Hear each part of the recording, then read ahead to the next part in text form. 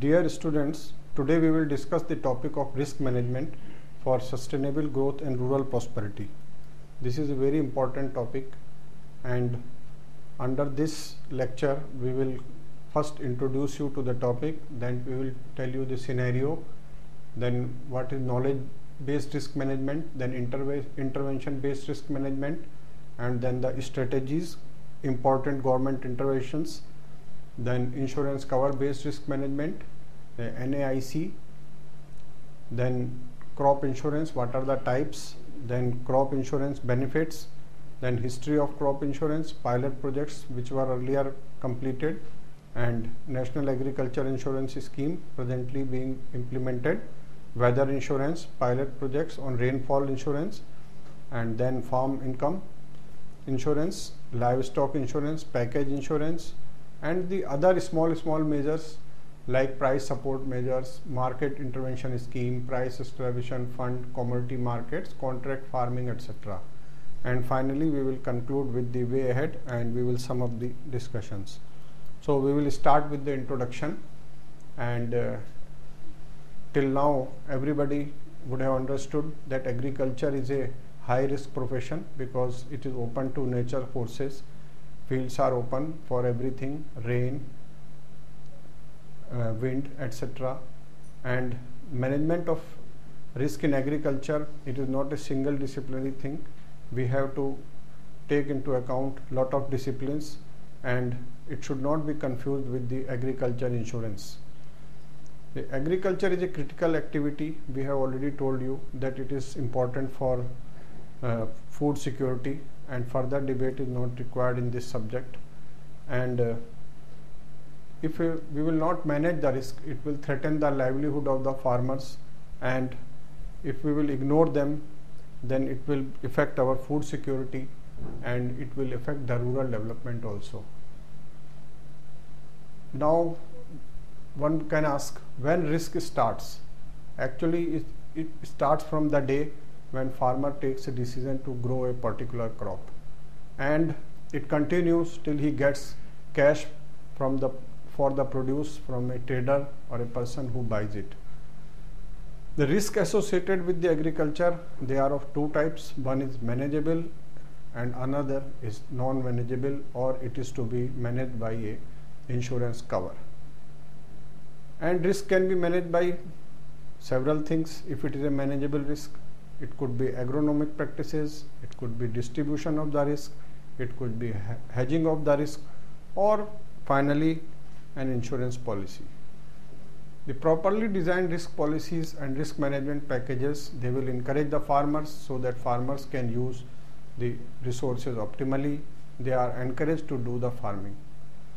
There are instances that farmers are not sowing the crops for years together to save themselves from the burden of cost and the interest on the cost, because they have to take loan. Such farmers, they are undertaking either wage employment or they are migrating to the urban areas. The farmers opting for intensive agriculture input a lot of resources and labor, but due to any natural phenomena or calamity, they may suffer some losses. If such type of farmers has taken a bank loan, then he will not only be able to pay back the loan, but it will form a vicious circle for everybody, for farmer, for banker, or for the depositors of the bank. So this is a very important thing we will further discuss now. Our country has a distinct advantage, and it has lot of agroclimatic zones, and every type of soil is found here. The variety of crops are grown and they are harvested at different times. What does it mean? It means that risk is distributed in India due to different type of soils, different type of crops, different type of agroclimatic zones, different temperatures. So risk is distributed and it can be managed. And any calamity, it cannot cover entire India. It will cover one part only. So risk can be distributed. Now we will discuss the present scenario. The present approach is based on various insurance products which have been developed from time to time, and first such experiment was done in earlier 20th century. Reach of the present insurance policy is very low, and in some cases it is statutory compulsory at the time of availing the bank finance. There are several schemes which cover weather, or they cover rainfall or livestock or other assets. But a comprehensive risk management plan is required so that all aspects of risk can be covered. All types of farmers can be covered. And government intervention is required to popularize the risk management, concept of risk management among the Indian farmers. The farmers are using so many skills which they adopt from the tradition, and it reduces risk in many ways. However, in the present time, when climate is changing, temperature is changing, rainfall pattern is changing, we have to design a scientific approach for the risk management. Earlier, it was popular in the form of making informal groups among the farmers who were sharing the produce, and at the time of any calamity or in the time of crisis they were sharing the crops. But these institutions have lost their importance, and because of the changes in the society, structure of the society is changing. The land holdings are fragmented, small land holdings are there, and nuclear families are there. So the risk management is very important now, because a single person is affected. The various risks which are associated with agriculture and farming community as a whole, we will discuss now, and we will discuss one by one the possible ways and means to deal with these problems. And in absence of any risk management, the farmers tend to participate only in that activities which are of low risk and low income. If we will give proper importance to risk management, farmers will be encouraged to do the high risk, high paying activities. The first thing which we will discuss now is knowledge based risk management. It means no policy is required, only technology and knowledge can manage such risks. First is soil fertility. All types of soils are not suitable for every crop. So the farmer has to get his soil checked before sowing any crop so that it may not result in poor yield. Similarly, the testing will also tell how much amount of fertilizer, which fertilizer is required. This risk can be managed by periodical soil testing and scientific applications of fertilizers, as I have already told you, that by testing all the ingredients of the soil will be known, and farmer will know which crop is better for this soil. Farmer can also consult the scientist about the crops which are tolerant to the water or the moisture. Then seed germination. Seed is the first thing which is sown for any crop, and a healthy seed is required for a good crop. Poor quality seeds will not only reduce the yield, but they will make the plants prone to the disease. So in order to reduce this risk, seeds should be procured only from the authorized sources, the sources which are known to the farmer, or the farmer can use his own seeds if he is experienced, and the seeds should be treated scientifically before their application, and it will result in better crop. Then another risk is pest and disease risk. Crops, they are living things, so they are always prone to the pest and disease. And we have already dealt with the integrated pest management, and no further details is required. It is a big topic in itself. And there are other ways in which that is use of pesticide and insecticides. And the pest attacks are not isolated. It is a big problem. So national or state level surveillance mechanism is required, and with mass media in place in India, farmers can be told about the pest problems in advance. And One more important thing is that pesticides and insecticides, they add to cost. Once cost is more, then risk is more. So IPM techniques should be further developed and they need to be popularized to reduce the risk. And other practices like crop rotation, etc., they can be followed, and we have already discussed these techniques in details. Then there are moisture related risk. Moisture means water. Excess or low moisture, they are bad for crops. Though much cannot be done to control the rainfall, we can control the adverse effects. One is control of floods. Control of floods, they are beyond the capacity of farmers, but the state can certainly do something to control the floods, and role is there for the government. And farmers can do their thing by recharging or harvesting the rainwater, so it can be used only in the drought period, and it will also reduce the risk of the floods. And they can also choose the crops which consume less water depending on the situation. If water problem is there, they can go for oil seeds or they can go for coarse grains. Then there are yield and harvest related risk. The desired yield is not achieved sometimes due to various reasons. The reasons behind this can be manageable or non-manageable.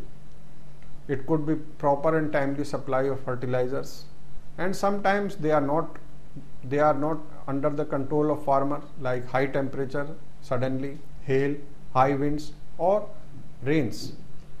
So such risk can be reduced by following mixed type of farming. Farmer can go for various type of crops, maybe tree based, horticulture, vegetable, pulses, food grains, so that the risk due to such calamities can be minimized. But in such cases, the small and marginal farmers, they don't have choice to grow more type of crops and diversification because they have less land. So they can manage such risk by adopting some allied activities, which could be animal husbandry or some other non-farm activities. Then there are post-harvest risks. The post-harvest risks, they include the loss of crop due to sudden rains, maybe due to fire, wild animals like blue bulls, or the theft. Or risk during transportation is also there, that taking that crop to the market, in the meantime some accident could be there, or there could be some spoilage due to fungus or high moisture or rodents. The proper storage after harvesting is must for reducing this risk, and this risk can be managed only by proper storage and scientific storage. And proper packing is also required to reduce this risk. Then there are price fluctuation risk. Price fluctuation is a very big problem because agriculture is a perishable commodity, and the traders, they want to encash this thing, and whenever there is a glut in the market, they reduce the price. And since the production is seasonal, almost entire produce is harvested within the short span of time, and fall in price is imminent.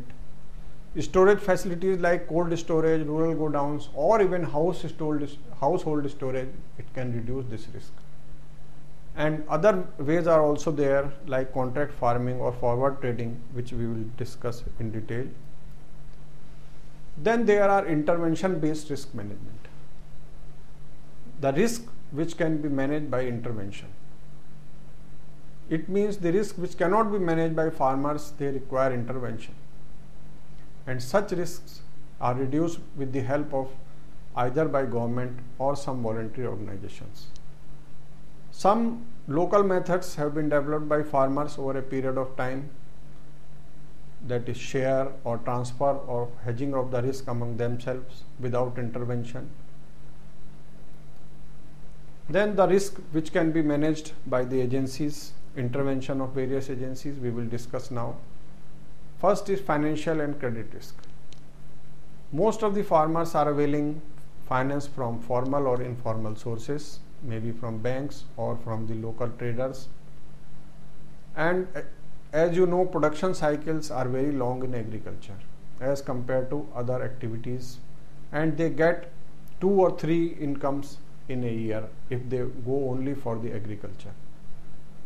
Any natural calamity, prices or price fall or reduced production, it will reduce the farmer's capacity to pay back the loan, and this will also increase the interest burden. So this type of problem can be managed with the help of insurance only. Then there is technology risk. The agriculture, like other sectors, has been benefited by the technologies and inventions in the field, etc.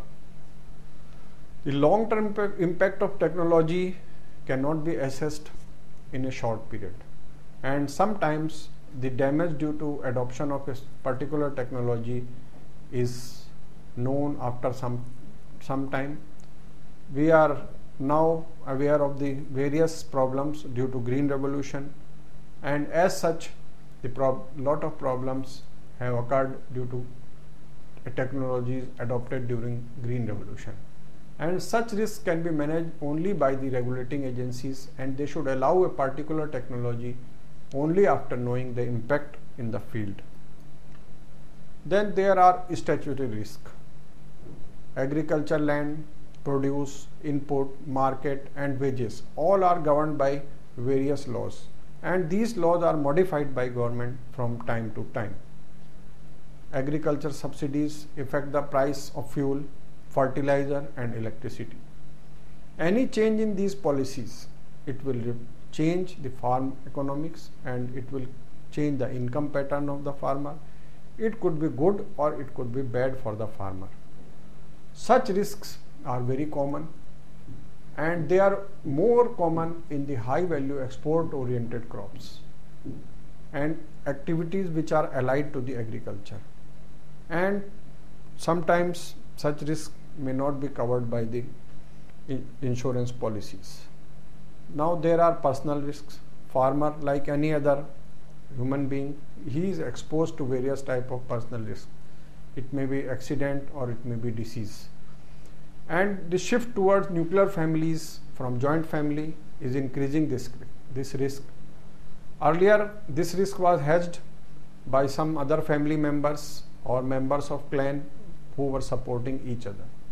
But now nuclear families are there, so risk is very high, and only insurance can help the farmers to deal with this risk.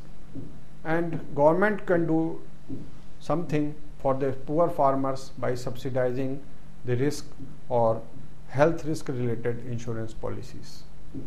Then there are natural calamities. Natural calamities, they are very dangerous for any agriculture activity because farms are open. They are located under open sky.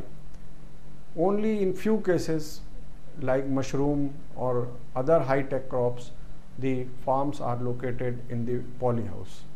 Otherwise, in most of the cases, farms are under open sky. The agriculture is affected by nature in many ways. It could be heavy rain, it could be fog or severe wind, storm or cyclone. Even the high or low temperature can damage the crops, and the temperature variation before ripening of a particular crop, it could also damage the crop. So insurance policies have a specific inclusion or exclusion clause for such policies, and in most of the cases only government comes with the help in form of some package or grant for the loss suffered by a farmer. So we have understood about the risk, what are the risks and what are the possible ways to manage. Now we will talk about the risk management strategies, so that we can formulate some strategy about the risk management in advance. It could be formal or it could be informal. The informal strategies involve rural communities, households, individuals who participate in such arrangements. And some strategies are very common and being adopted by farmers themselves. The formal methods are devised by government agencies or the entrepreneurs who are in the field of insurance. Some people question the viability of agriculture insurance. They say that it is a very high risk activity. But considering the growing economy of agriculture in India, the consistent food production and other things, the risk is well distributed and entrepreneurs can go into this field and they can earn easily. So not only government, other insurance companies, they should also be encouraged to enter the agriculture field. The solution of this problem lies in covering more and more farmers and including more and more activities so that the risk is distributed. The informal risk management strategies are there. Informal risk, it means that how communities have to deal with these risks. One is buffer stock of the food grains. People or farmers, they keep the buffer stock of food grains so that in case of crop failure they can use it. Sometimes farmers keep the cash or other liquid assets so that it can be disposed of during emergency period. The farmers are also sharing with their crop with the farm labor. They are not paying them in cash, but they are paying in form of the agriculture produce, and they reduce the risk by this. Community level sharing is also popular in the close-knit rural communities, and in case of local riots, wild animals, fire, etc., they distribute the risk among themselves. Then shift from off-farm activities in case of predictable risk like drought, it is another strategy. And sharing the risk with relatives who are having actual share in the land but who are earning livelihood from other sources is another form which is very popular in Indian villages. The informal arrangements have limitations. The widespread risks like flood or drought cannot be managed by informal arrangements. So we have to go for formal arrangements to manage with these risks. And poorly managed risks, they will ultimately result in sale of assets or migration by the farmers. So in interest of country and in the interest of food security, we have to go for risk management. Now we will discuss about the institutional or formal risk management strategies. The formal risk management can be further classified into two types. One is policy or support based risk management, or another is insurance cover based risk management. Policy or support based risk management, it means the policies of government who will support the farmers, and insurance cover, as we all know, that it will provide income to the farmer or support to the farmer in case of the loss. The support based strategies, they include some of the following points. First is providing agriculture extension. Agriculture extension means giving knowledge to the farmers to deal with the various problems, various types of crops, various types of pests and diseases, so that farmers can manage their crops well, and they are taught by scientists and other knowledgeable people in the field how to deal with various problems, and this is called extension. Another thing is giving subsidy. Free or subsidized inputs can be given, like good quality seeds or biofertilizers if the farmers are not in a position to buy these. Then farmers can be trained under various schemes like NFSM is doing.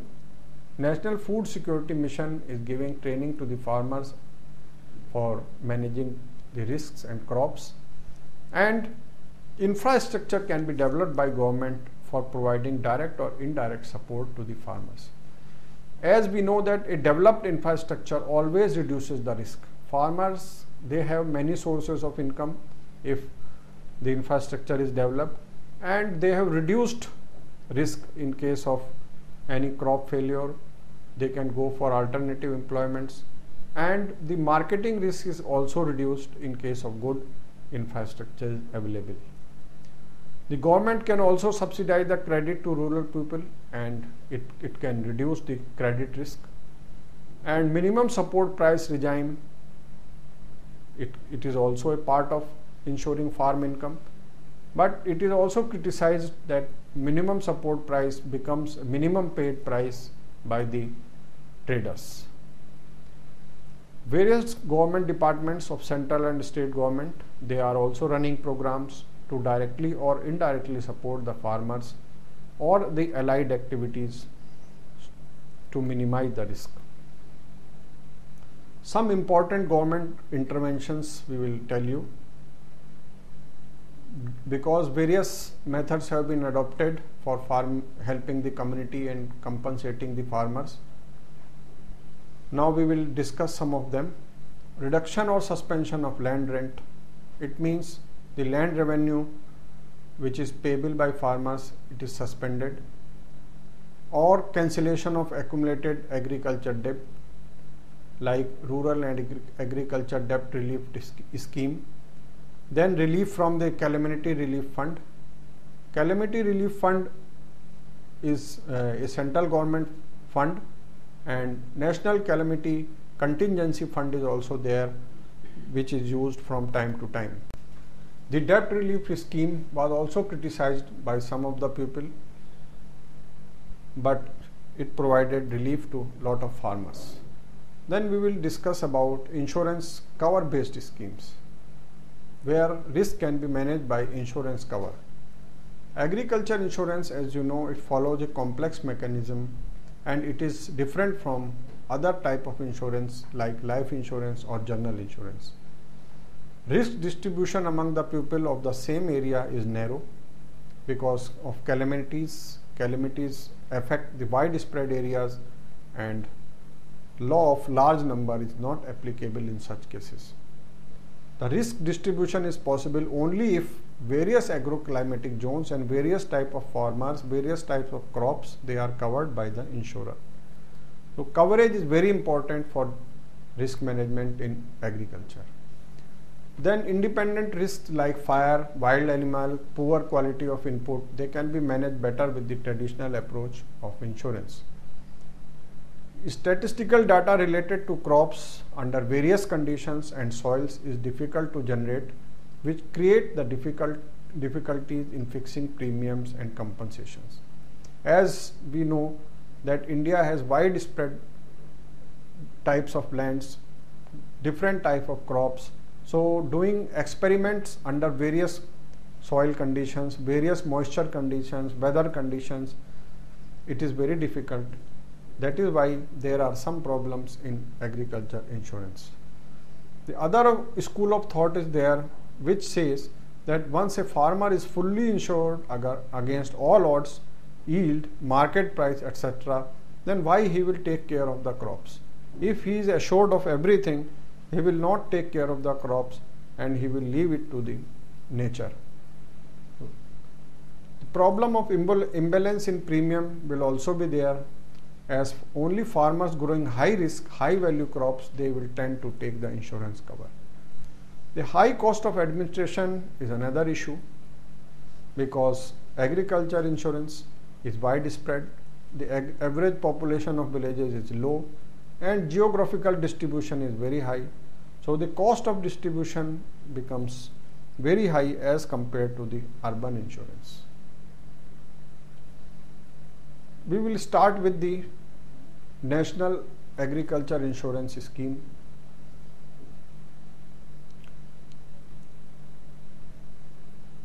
The capacity of agriculture sector to save itself from fury of nature is considered critical to the growth. And we know that more than 60% of cropped acreage is vulnerable to drought. It means only 40% of the farmers, they have the insurance or 1 or 2 year insurance against the drought. It means their farms are irrigated. On an average, crops of 20 million hectare of land, they are damaged annually by the natural calamities and adverse seasonal conditions in the country. Insurance needs for agriculture cannot be overlooked, as it is a high risk economic activity, but it cannot be avoided, and it is country is totally dependent on it, and it is dependent on weather also.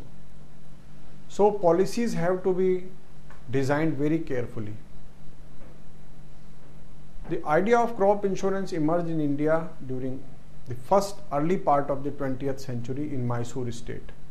But even today, various experiments are being done and it is still evolving. We have not reached to a point where we can say that now the crop insurance is in the position where farmers can get total benefit from this. Crop insurance is a tool to protect farmers from the uncertainties and the crop production due to various factors which are beyond the control of a farmer.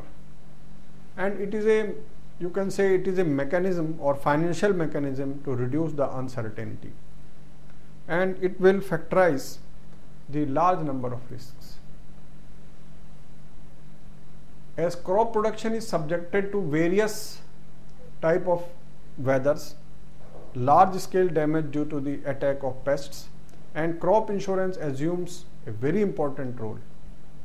Crop insurance, by meaning, it means that protecting the farmers against uncertainties of crop yields arising out of periodically all natural factors beyond their control. This is the literal meaning of the crop insurance, and it is a mechanism in which uncertainties are minimized by pooling most of the uncertainties so that burden of loss can be shared. This is a principle of insurance. There are various types of insurance in the crops. First is according to perils insured. One is single peril insurance. It means it will cover only one peril, maybe drought insurance. Then named peril insurance, in which up to 4 perils are covered. Then multi-peril insurance, in which at least 5 or more perils are covered. Then all peril insurance, it means it will cover all natural and non-preventable perils. Then it is also said that according to items insured, it can also be classified. One is single crop insurance.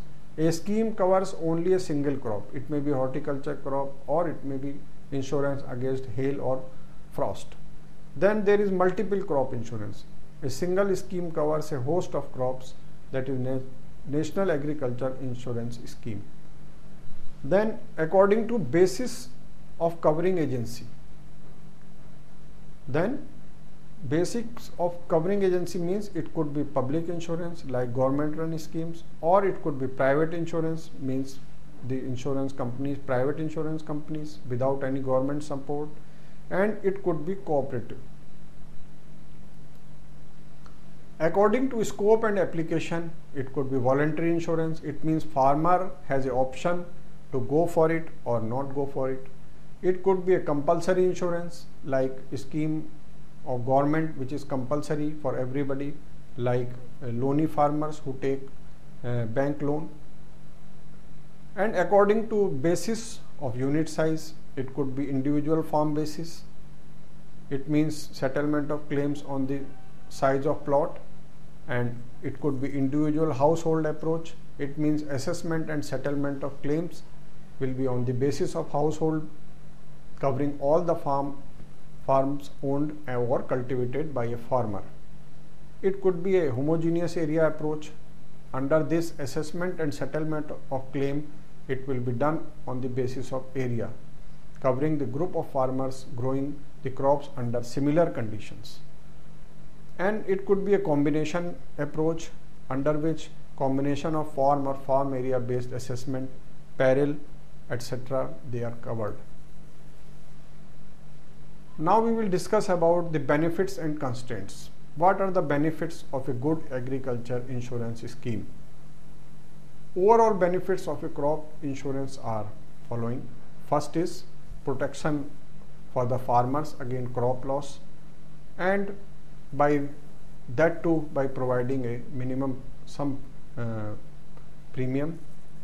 Then crop insurance spreads the crop losses over the large area and time. It gives farmers greater confidence in making greater investment in agriculture. So this is one of the most important benefit. Farmers will go for high value crops. It improves the position of farmers in relation to agriculture credit because the repayment is insured, and government is relieved from the present uncertain financial burden of providing relief to the farmers. But there are constraints. Constraints are there. All risks are not insurable. A risk must satisfy the following main criteria to be insurable, because there are some principles which are followed under insurance policy. First is the probability of loss in the future should be possible to be estimated financially. It means whatever loss is there, we should be able to calculate the financial loss under financial terms. And this is only possible if reliable data of losses is available for a long period. It means statistics should be available. The probability of occurrence should not be too high, otherwise insurance will not be affordable. Occurrence of an event or the damage, it should not be affected by individual insured behavior, because a wrong behavior of a farmer, due to wrong behavior of a person, if some loss is caused, it cannot be insured. And risk should be independent risk. Before going to the details of present schemes floated by government or the companies, we will discuss something about the history of crop insurance in India. Since independence, lot of discussion was there on crop insurance, but first attempt was made only in 1970. The scheme based on individual approach from 1972 to 1978. It was tried on H4 cotton in Gujarat, and it was extended to few other crops. The scheme covered 3,110 farmers for a premium of 4.54 lakhs and paid claims of 37.88 lakhs. You can understand the scheme, how it covered few farmers and small premium was collected and very high claims have to be paid. Then pilot crop insurance scheme was there, PCIS, 1979 to 1984. The scheme covered food crops, oilseed, cotton and potato, and it was restricted to lonely farmers, and it was also optional. The scheme was implemented in 13 states and it covered 6.27 lakh farmers for a premium of 196.95 lakhs, and it paid the claims of 157.05 lakhs. Now you can understand the meaning of spread. The scheme was spread to more states, more number of farmers were covered, so the losses were less. Then it was Comprehensive Crop Insurance Scheme, CCIS, and it ran from 1985 to 1999. It was extension of PCIS and it was made mandatory for all lonely farmers. The premium rates under this scheme, they were 2% of the sum insured for the cereals and millets and 1% for pulses and oilseeds. The scheme was implemented in 16 states and 2 UTs, and premium collected was 403.56 crores and claims of 2,319 crores were paid. And presently run scheme is National Agriculture Insurance Scheme. It was introduced during Rabi 1999-2000 with certain modifications in the CCIS. The important features we will tell you. First is states covered. All states and union territories are covered, and scheme will have to continue for a minimum period of 3 years by every state. Every farmer, including sharecroppers, tenant farmers growing the notified crops in the area, they are eligible. And the scheme is compulsory for persons who are availing loan and voluntary for the others. It covers food crops, oil seeds, and other annual commercial or horticulture crops like cotton, potato, onion, cumin, isabgol, fennel, fenugreek, etc.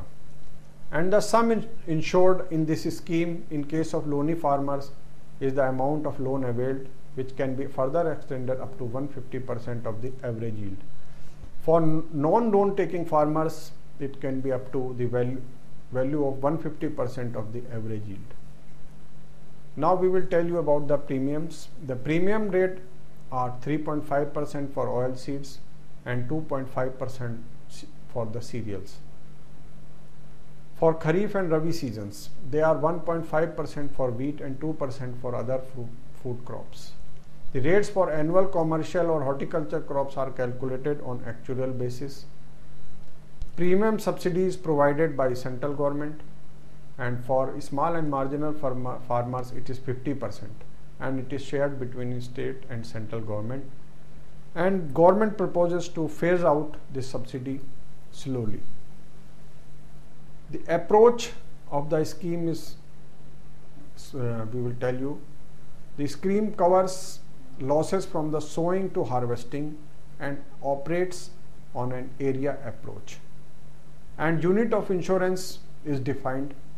It may be village, panchayat, mandal, circle, or block or taluka, etc. and it is decided by the particular state government. And in future, it is proposed that it should go up to village panchayat level in the maximum period of 3 years. The scheme is to operate on individual basis for the specified localized calamities. All local calamities should be covered. However, individual assessment of losses is currently researched in only few areas, one block or taluka in each state. Now we will discuss about loss assessment, indemnity and threshold yield under the scheme. Threshold yield or guaranteed yield for a crop in insurance unit shall be the moving average yield based on the past 3 years. It means average of the past 3 years will be there, and average will be different from year to year because last 3 years are to be taken. The insured farmer of a unit area may also opt for higher level of indemnity on payment of additional premium. If the actual yield per hectare of the insured crop for the defined area falls short of the threshold yield, the insured farmer growing that crop in that area is deemed to have suffered a loss. The risk is shared in this scheme. Government of India and states share the claims beyond 100% of the premium collected. For food crops and oil seeds on 50-50 basis till transition to actuarial design. In case of annual commercial or horticulture crops, the claims beyond 150% of premium in the first 3 to 5 years and 200% thereafter are borne by central and state on the basis of 50-50%. Till Rabi 2008-9, NAIS covered 13.46 crores farmers for a premium of 4,427.5 crores and finalized the claims of 15,230.11 crores. It means the scheme is still not viable. There are some issues to this scheme. The key issues are following. First is insurance unit presently is too large. Guaranteed yield do not reflect the expectation of the farmers. The present indemnity levels are inadequate, and there is a huge delay in settlement of the claims, and the risk and losses are not covered adequately. The poor infrastructure facilities are there for non-loany farmers, and insurance cover is not available for fruits and vegetable crops till date, and lack of composite insurance covering crops and other assets is not there. Now there are other schemes which are being run by different agencies. First is weather insurance. Reducing vulnerability due to weather is a critical challenge for agriculture sector, as we have already discussed that agriculture output depends on the weather. Temperature, rainfall, everything affects the production. And 65% of Indian agriculture is extremely weather sensitive. Many agricultural inputs, soil, seeds, fertilizers, they contribute to the productivity. But weather, and particularly the rainfall, has overriding importance on all other factors. Because of rainfall, contribution of all other factors reduces substantially. If proper rainfall is there, all other factors will contribute positively. The basic idea of weather insurance is to estimate the deviation in crop output due to change in weather conditions. And statistical techniques are used to work out the relationship between crop output and weather.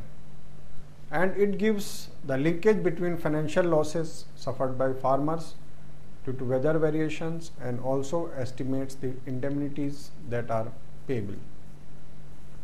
There are some advantages of the weather insurance over the present crop insurance.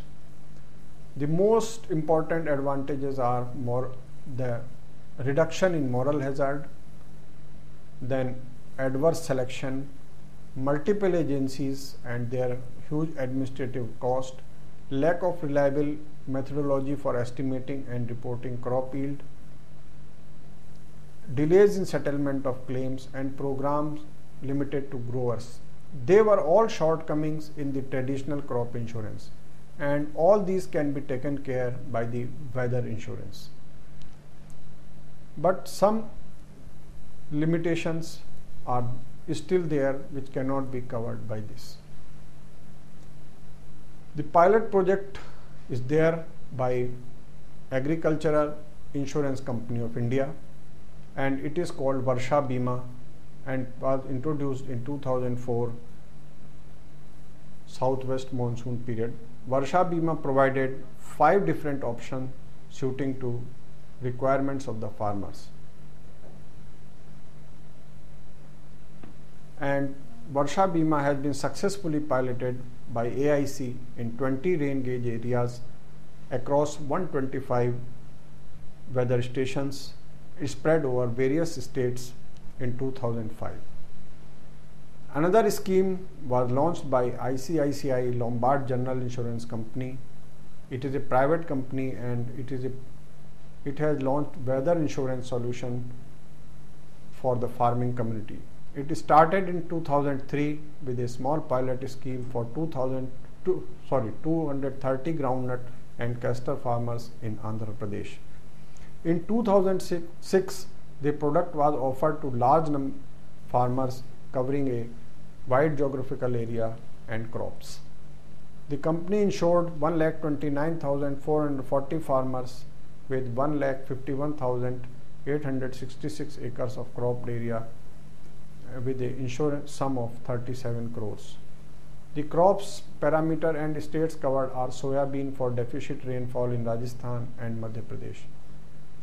The generic products for all field crops, one is covering deficient rainfall during flowering and vegetative phases, excessive rainfall during maturity and harvesting phases in Andhra Pradesh, Madhya Pradesh, Maharashtra, Jharkhand, Karnataka, Odisha, Rajasthan and Tamil Nadu. This list is only indicative. There are some concerns about these schemes. The risk costs for weather insurance are higher due to extreme variation in weather conditions from year to year. Hence, the insurance companies need to charge risk premium adequately in order to cover their costs. In the process, if the cost of risk transfer by farmer to insurance companies becomes higher than the cost of risk retention, the potential customers may not find risk insurance an attractive proposition. In order to bring down the cost subsequently for the future success of this product, government need to provide much support as it has been providing to crop insurance scheme. Unlike crop insurance, weather insurance needs a reference weather station to provide the data. India Meteorological Department was the only agency recording weather data which could be used for settlement of claims. Weather parameters for such rainfall is especially variable. Rainfall at a district level need not necessarily reflect the rainfall for all the villages in the district. NCMSL has entered into installing automated weather stations at taluka level, and which considerably reduces the basic risk. Then IFFCO Tokyo run Barish Bima Yojana is there. Barish Bima Yojana is an index-based insurance product which provides protection to farmers against deficiency in rainfall. The claims under this policy are settled within 3 months of expiry of the policy. The policy is not linked to the declaration of non-declaration of drought by any official agency. The actual yield of crop is not measured, as the insurable event is rainfall deficiency and not the crop. Then farm income insurance scheme. NAIS protects the farmer only against the yield fluctuation, but the farmer's income is a function of other things like yield and market prices. Therefore, despite the normal production, the farmer often fails to maintain a good income level. The government introduced a pilot scheme of farm income insurance scheme during Rabi 2003-04 season. The objective of the scheme was not only to universalize the MSP and also to protect the income of the farmer, but the scheme was discontinued later on. As we have already discussed, that farmer has the risk by entering into various other activities other than the farming. So one of these things is livestock. Livestock provides a continuous income to the farmer, and it is a unique feature of the livestock that gives the income maybe on daily basis, or maybe on fortnightly basis, or maybe on monthly basis, depending on the type of activity. Like beekeeping can give you weekly income, or sericulture can give a fortnightly income, milk can give daily income. So it is very important to include livestock insurance in the agriculture risk management. Share of livestock economy in agriculture is expected to increase from present level of 20% to 40%. And India has a good experience in livestock management and livestock insurance. Animal Husbandry Department, Government of India, they have taken keen interest in livestock insurance earlier, and National Livestock Insurance Scheme, whose pilot is under implementation in selected districts of India, is highly successful. Then another thing is package insurance. First thing is, what is the scope for package insurance? Loss of crops is no doubt the major thing for the farmers, but farmer have other thing like livestock, implements, bullock cart, pump set, grain which is stored, it's his own health, etc. And maintenance of these assets is vital for his productivity. So composite insurance package are being worked out from farmer to farmer, and which are ideal for the farmer for his complete risk management. And such policies are being run by the public sector insurance companies who are marketing it under Kisan package policy, and there may be different names in different states. Farmers who need package insurance, they can buy the policy available in the market. As the farmer, in fact, he is a part of a dynamic environment, he has to get himself insured under this type of scheme so that his risks under all heads can be covered. Then other than insurance, there are measures by government to save the farmer from the risks. First is price support management measures. Government of India is presently announcing minimum support price for 25 major agriculture commodities, and it covers pulses, oil seeds, jute, sugarcane, tobacco, etc. But even then, there are some criticism for the MSP because it serves few states and few commodities only, and subsidy burden due to MSP is very high, and it does not account for the inflation, and sometimes the cost of cultivation is more than the MSP.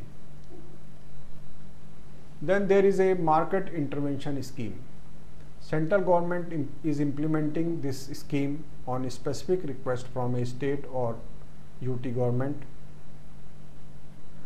and the objective of the scheme is to prevent the distressed sale of the horticulture and other cash commodities. Under this scheme, the losses are shared on the basis of 50-50% by central government and state government, with the ceiling of 25% of the procurement value, and rest of the losses, if any, they are borne by the procurement agency or the state government. The purchase under MIS are done by NAFED at the government intervention price fixed by the government, and MIP is fixed after taking into account the cost of production and the bare minimum margin for the farmer. It is generally higher than the prevailing market prices, therefore the implementing agencies suffer the loss, which is again to be met by government.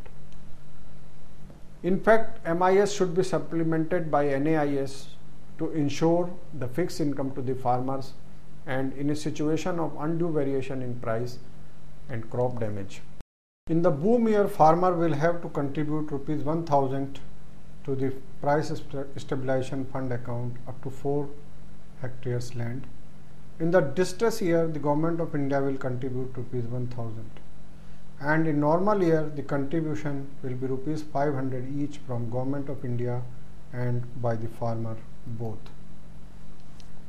This scheme is not very popular, and now we will discuss about commodity markets. Commodity futures trading is regulated under the provisions of Forward Contract Regulation Act 1952. Forward Markets Commission is a market regulator set up under the Act in 1953, and presently there are 103 commodities notified for the commodity future trading. The trading is conducted through recognized exchanges, including 3 national multi-commodity exchanges. One is National Commodity and Derivative Exchange, NCDEX. Another is Multi-Commodity Exchange of India, that is MCX, and National Multi-Commodity Exchange of India Limited in Ahmedabad. And they are networked for nationwide online trading. Central government broadly determines the policy as to commodities and the territory in which future or forward trading is permitted. The FMC Act as the regulator to ensure total transparency and unbiased trading. Speculation is essential in the commodity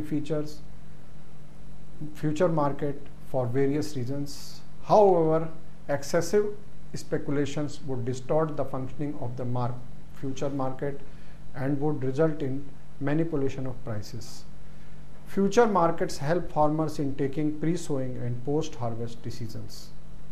And we have covered some of this in our marketing lessons also, that how the India has earlier worked on the commodity features and how it has been institutionalized now. Now we will discuss about contract farming as a risk management tool.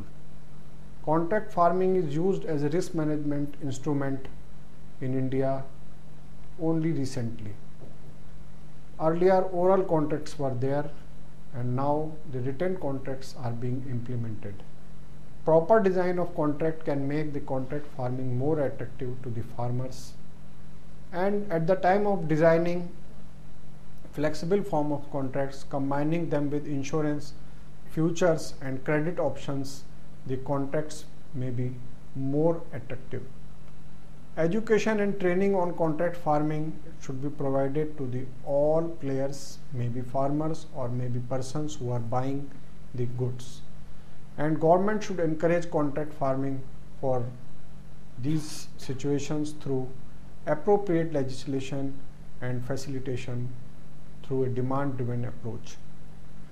The issues have been covered in the session on marketing in details, greater details, and presently we are only covering the part as a risk management tool. Now we will discuss about way ahead.